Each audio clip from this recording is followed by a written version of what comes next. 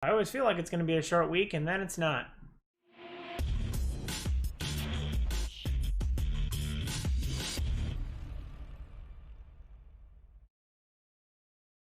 What up, viewers? What up? What up? Today is Friday, July 10th, and that means it's time for a quick recap of the week in video game news. Like I said, I thought it was going to be a short week this week, and then everything just kind of comes crashing in together at the end. So starting yesterday, I believe, Far Cry 6 was leaked and then kind of like officially announced. So ahead of Ubisoft's Forward, which is happening this Sunday, July 12th. So yeah, this Sunday at 12 p.m. Pacific, July 12th, Ubisoft's Forward is happening. And ahead of that, I think I believe it falls to PSN, who officially leaked the video. The video is about like a 2-minute. It looked like a real trailer, so I think it just leaked ahead of the event. And the main protagonist, much like all of the other Far Cry games, is always centered around this like main protagonist.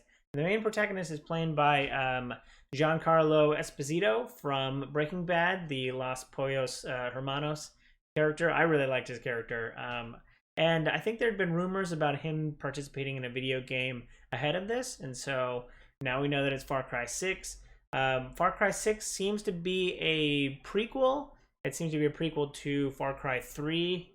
Some people are kind of speculating whether or not the kid in like the main photo is the bad guy. I forget his name, Vergus, from Far Cry 3. I didn't play Far Cry 3. Yeah, so people are trying to think like, is he the one that made the Far Cry 3 guy so evil? You know, when they get stuck on the island, and all that stuff. So I'm excited to see Giancarlo. I know that I've heard somewhere that he was going to be in a video game. I'm glad that it's Far Cry 6.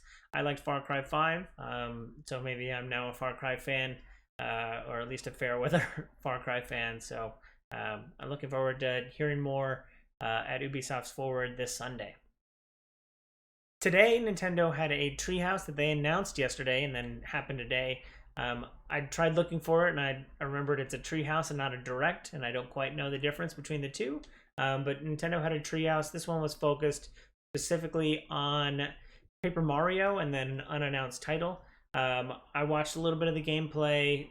You know, they were doing their best to try and do this like work from home kind of stream thing, but you could definitely tell that they were having some delays in like their response, and they were like they would cut to one of the main guy playing the game, and like he would be saying the same thing that someone just said 10 seconds ago.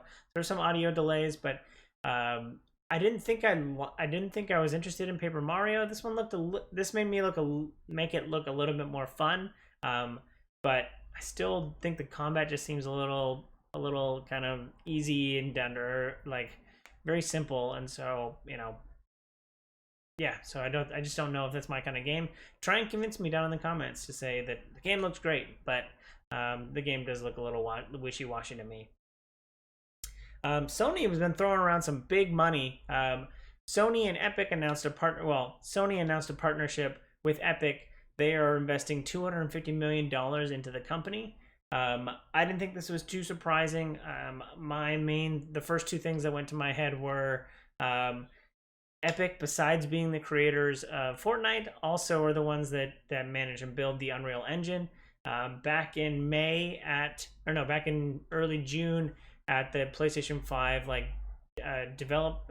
dev reveal, where they showed off the dev kit and like what it can do. They were playing Unreal 5. Tim Sweeney was there. He was talking about how Epic and Sony have a really good relationship.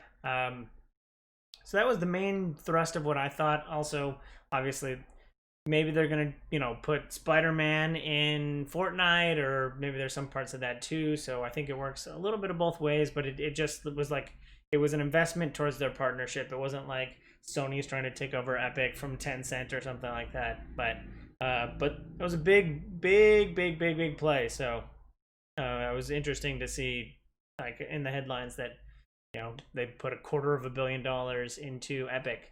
But I think it's mostly for the Unreal 5 engine, and that they're going to run it. A lot of their first party titles are going to be run using that going forward. But I don't know besides that what it could be. Let me know in the comments if I'm missing something. The EA execs are on fire, or were under fire this week. There's an investment group called CTW, and I think I talked about this a couple weeks ago. They try and get voters in like shareholder meetings to vote for this new kind of bill that's talking about like share to pay. It's just making sure that people know how much people are paid. I think Bobby Kotick was under fire like 2 or 3 weeks ago. He got paid like $30 million in a single year from Activision, and so the same investment group, and they weren't able to flip the shareholders to do the whole share to pay project. So now the investment group is moving on to EA.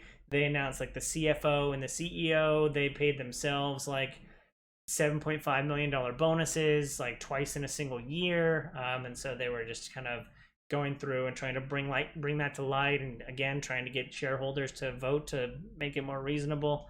A lot of people, going back a couple of weeks, a lot of people were talking about the price hike and how the money for the price hike into the next generation of consoles, that might not go to the actual people, the actual game creators. It's just going to line the pockets of big wigs at these game companies, and with these kind of things popping up, it's hard to say that that's not going to happen. But I still think going back a bit, I still think the price hike is due course, and hopefully some of that money does go to the game creators. Moving right along, Amazon's New World, their MMO, has been delayed. I'm wondering how much of this is due to the failed launch of Crucible, their third-person hero shooter that they released last week. I'm wondering how much of this has to do with like, hey, we can't just release a broken product into the environment and people will just accept it as is. But this is also the first time it's been delayed. It was supposed to release in May. It got pushed out into August, and now they're saying that it's getting pushed from August into 2021. So, whether or not this has to do with just regular old bug fixing or not enough development time, or if it has something to do with, how Crucible kind of just flopped into the market. I don't know which one it is. I think Crucible has something to do with it, but this could just be a regular old delay. Death Stranding's Collector's Edition is still on sale, and now it's on sale at a big, deep discount. So the $200 Collector's Edition is now on sale for $70, and I looked at it on Amazon. I'm a Collector's Edition buyer. I buy a lot of Collector's Editions. I got my Pip-Boy, I got my dog meat, I've got a bunch of helmets up there. So I was looking at this like, hey, do I really want the Death Stranding Collector's Edition? I don't already own Death Stranding, so I was like, oh, should I buy this? It's only $70. But then the life-size like baby backpack that you get with it, just like, what? Usually collector's editions are so hard to get. I just find it like so fascinating that like that they either made so many that they have to now sell it at discount, or that they, whatever they made, just people didn't want it. Enough people didn't want it. So I just think it's so weird that A, the collector's edition is still out there, and B, that it's on deep discount. Do I want a baby? Let me know down in the comments if I want a freaking human baby bottle from Death Stranding. I'm just getting the willies thinking about it. With the death of Nick Mixer, Ninja is now a free agent, and this week we saw his first stream post-Mixer. He is on YouTube, but no contract is in place. I think I would bet that he is shopping around, trying to get paid for wherever he lands. I don't know if he's going to go back to Twitch. I don't know if there's like a little bit of bad blood there. He already has a big following on YouTube, but I don't know if he's just gonna like settle somewhere, and if he doesn't get paid, I don't know how that's gonna work. But yeah, Ninja is out there roaming around. I think Shroud, who is like the second biggest streamer that did the whole Mixer thing, I think he's gone back to Twitch.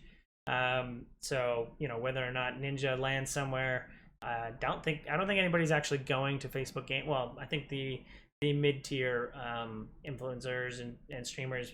Maybe some of them are going back to Twitch. Maybe some of them are actually going to the proposed Facebook gaming. So it'd be interesting to see where he lands and whether or not that automatically, boosts the platform, whatever platform it happens to be on.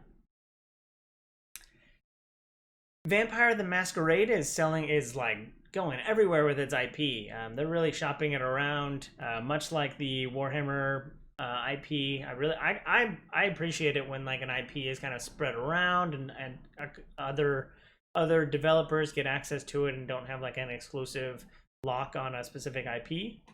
I like the Vampire Masquerade IP. I've played the games forever. But the newest game, Swan Song, is coming from the creative minds behind The Council, which was like a story-driven, kind of felt a little bit like Telltale-y, where you're like following a bunch of characters around like this weird, I don't know, it just had a really good vibe. I don't know too much about the game, but it had this kind of vibe of like, we're in this secret society, like Eyes Wide Shut society, and what are we, what's going on with this council? And so that was like the whole premise of the game. A lot of those can be transitioned to a Vampire the Masquerade game. So like there's a lot of political intrigue in the Vampire, in the Vampire IP. So it'll be interesting to see what they do with it. But there's the mobile game that's like set in New York, New York City, which I think is just like a precursor to Bloodlines 2, which is also set in New York. This game is set in Swan Song set in Boston. So they're taking the Camarilla, they're taking it everywhere and just setting it in places and seeing how that kind of works out. So I think it's interesting when an IP gets kind of spread out as opposed to being locked into one studio. But there's money to be made in having the exclusive rights to a specific IP. EA, Star Wars. Yeah. That's not uncommon business practice too as well. World of Warcraft is releasing more and more information about their Shadowlands expansion coming later this year. One of the big things coming out of this was that the gender swap microtransaction will no longer be there. So I think it costs like $15 right now to change the gender of your character, and they're doing away with that, which I think is pretty interesting. You don't often see like companies that have like these set in stone microtransactions that are like rolling them back and no longer using them. So it's not something you often see, and I think it's really interesting. There's also more details on like how there's a new faction system. I forget what the actual word is, but there's like a new faction system in Shadowlands, and people are wondering what's that all about. And there's like everyone's a vampire, I guess, because I think Sylvanas is the main character in this whole Shadowlands stuff. And so whatever she is, like other people are going to be able to be like she is, and they're doing like big world changes with like even starting areas. They're going to like introduce you to these big bad guys, which I think is actually pretty interesting.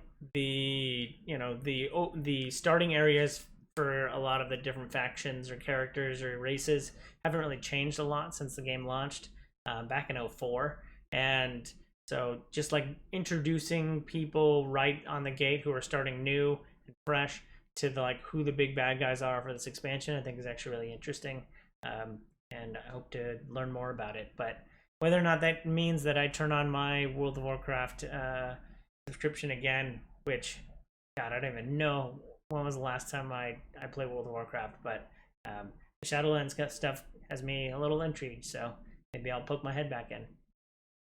Last but certainly not least, Devolver Digital released some more information about their upcoming title, Blightbound, which is a 2.5D kind of dungeon crawler. It's co-op, and each of the characters who you can co-op with are playing. Each of them are playing a different class. I think there was only like 3 classes. There was like assassin, fighter, warrior, and mage. But I like the co-op angle. The art style looked very reminiscent of like a Darkest Dungeon type, and the whole dungeon crawling aspect kind of made it feel like that as well.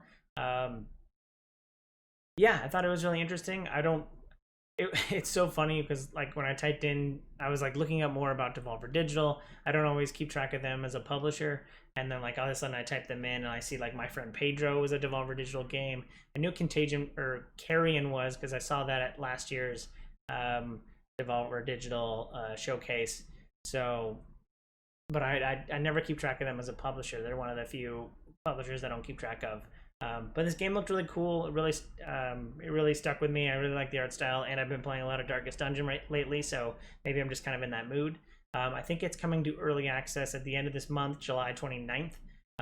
So that's games coming out. So if you pick it up, if you're interested, I usually don't go for early access games. I usually wait until they're launched before I play them. I don't want to be necessarily pay to be part of the building process of a game usually, which is why again while I'm waiting on West of Dead, that Xbox game that came out on Steam, and I think it came out on Game Pass. That's also an early access, and yeah, I don't typically play early access games, but if you do, let me know some good early access games down below in the comments that I should play. I even waited for oh god, what was the 60s psychedelic one? Crap. Why can't I remember it? No, now I gotta turn away. We Happy Few. That's what it was. We Happy Few was in early access for a long time, and I was really intrigued in it, but I just typically don't do early access games. So, yeah. But like I said, let me know down in the comments if there's any early access games you think I should play or pick up. So, yeah. Thanks for watching. I hope you enjoy this content. If you do, follow, like, and subscribe to me on YouTube and Twitch so you can see more great content like this. Hope you have a super day. I hope you have a super weekend. I hope you have a super day. Bye!